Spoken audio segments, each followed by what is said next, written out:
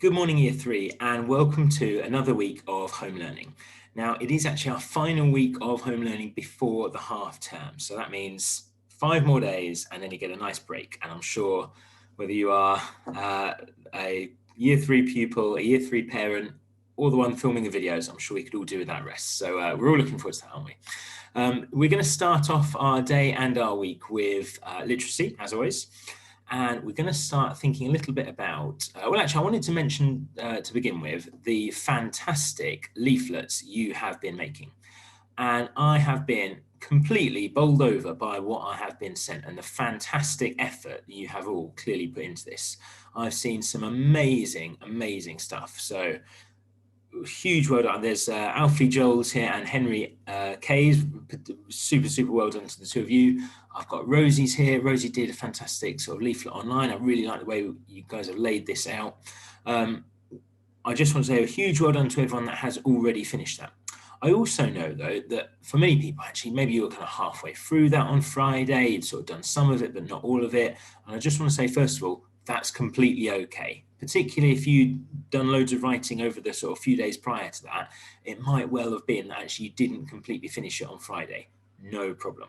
So if you haven't yet finished your leaflet, I'd like you to do that today. So as a priority, get your leaflet done, because I think that's something you can spend time doing, feel really proud of, and sort of really bring that to its sort of culmination. So if you are working on your leaflet, do that today. That's completely fine.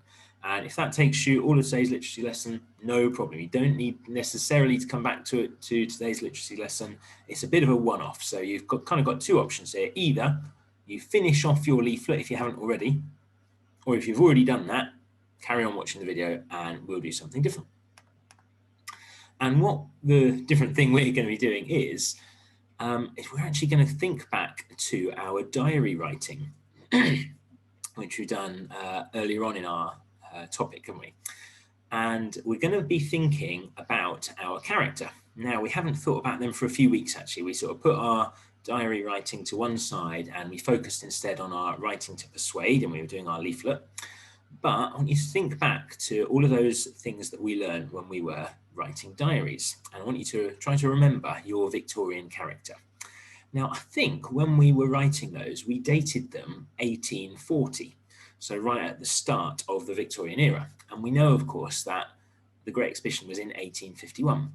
And what we're going to do today is we're going to write a kind of follow-up diary entry from the point of view of your character, but now they're a little bit older and life's got a bit better for them.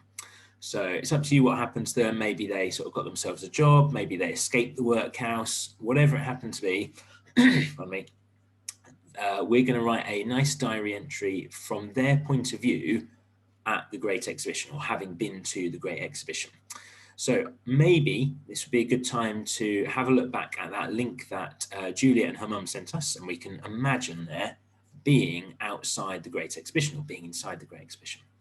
And what we're going to do today is write a short diary entry while other people are finishing off their leaflet, all about what it would be like to be there.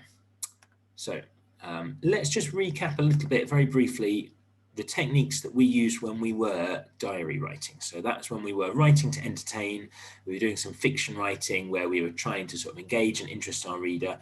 Can you remember some of these different features we looked at? Pause the video, have a quick chat about that, and come back when you're done. Okay, hopefully you mentioned some of these things then. We would definitely want to see some adjectives. They describe nouns. We'd like some adverbs. They usually end in ly and say how verbs were done. We'd love to see some similes where we're describing things using like or as. As always, we want to see some great vocabulary. Might be a good opportunity to talk about your 5 senses, so what you can see, hear, touch, taste, and smell.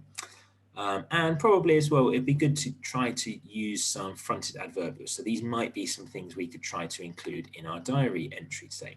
And I've put those things up here. So a bit of a one-off lesson here, and we're going to try to imagine what it would have been like there at the Great Exhibition. So I'm going to start off in tried and tested fashion. Dear Diary, always a good start. And I think I'm going to start off with a nice front adverb. I'm going to say when this happened. Yesterday. Yesterday, and I want to really sort of sound as though I'm completely shocked, amazed, and just in complete awe of what I'd seen. Because for many Victorians, this would have been the most extravagant or inspiring video, the most extravagant or inspiring building they had ever seen. So we want to really try to make this sound exciting. Yesterday, I saw the most wondrous building I have ever seen in all my life. So I've got a nice adjective there as well, haven't I? Wondrous. Yesterday, I saw the most wondrous building I've ever seen in all my life. Words can barely describe how magnificent it was. I was going to say words can't describe, but then I thought I'm planning to use some words to describe it, so probably words can barely describe. Words can barely describe how magnificent it was. I think this would be a nice opportunity to include some 5 senses, because we know, of course, that's a really good way to help our readers kind of imagine that they're there. We can paint a picture in our reader's mind. So that's what I'd like to do now. I want to sort of say what I can see, hear, touch, taste, and smell. Don't necessarily need to hit all 5 of the senses, but it's really good if we can describe more than just what we can see. After alighting from Victoria Station, as we know, we learned about this in history, didn't we? We know that Victoria Station was the nearest train station to the Great Exhibition. After alighting from Victoria Station, I could hear excited chatter and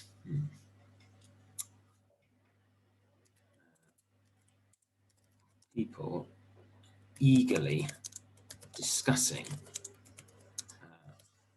what they were about to see. So lots of nice things I've included there. I've got a nice front adverb also. I've said when this happened, after alighting, that means getting off at Victoria Station. I could hear excited chatter and people eagerly, it's a nice adverb there, isn't it, with ly at the end, eagerly discussing what they were about to see. So I've got what I can hear. I suppose I could mention what I could smell. Just trying to think, would there be anything sort of particularly noteworthy to smell? We know that it's held in Hyde Park, so possibly I could mention some of the sort of nature and you know, the nice smelling grass. That might be something I could mention.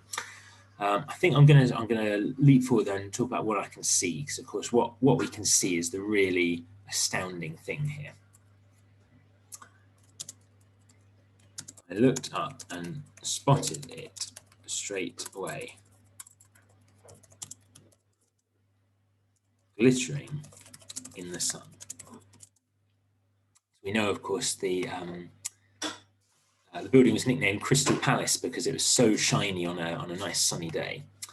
I've got what I could hear and see here, so I've got a bit of my 5 senses in there. I haven't got a simile yet. That might be a nice thing to include, wouldn't it? Yeah, maybe a nice simile.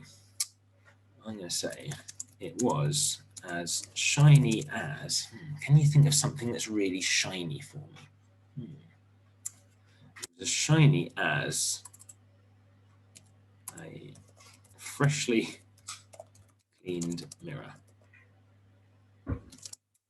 Nice simile there as well. Okay, so hopefully that's given you a bit of a flavour of the type of thing that we could be writing today. And hopefully then I'm going to go on and talk a little bit about maybe what I've seen inside, perhaps how it made me feel. I can write a little diary entry here about what it would be like to actually go. So of course we've written from the point of view of the advertiser, we've written our persuasive leaflet. I think now, particularly if you've got that spare time, if you've already finished your leaflet and you've published your sort of nice, neat copy of your leaflet, we can sort of flip it around a little bit and we can think about it from the point of view of someone attending. And we can use what we learned in our diary writing lessons to do that really effectively. So have a go today at writing yourself a diary entry from the point of view of your Victorian character attending the Great Exhibition. Okay, good luck with that, everyone. I look forward to seeing what you've written. Have a great morning, and I'll see you back for maths.